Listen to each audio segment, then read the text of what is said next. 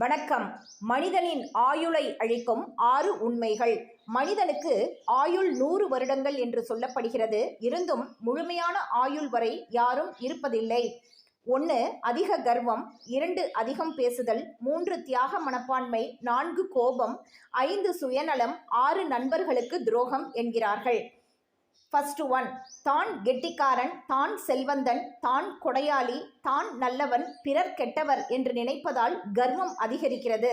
கர்வம் கொண்டவனை கடவுள் சீக்கிரம் அழித்து விடுவார். 2.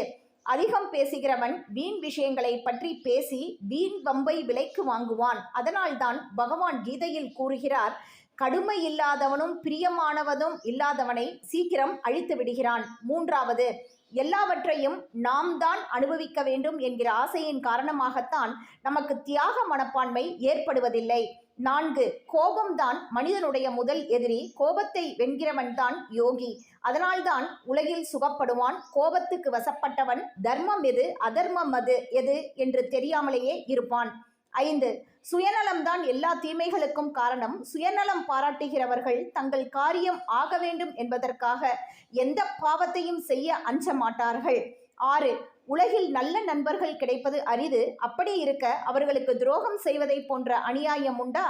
இந்த உண்மைகளை பின்பற்றி நடந்தால் ஆயுட்காலம் நீடிக்கும் என்பதில் சந்தேகமில்லை.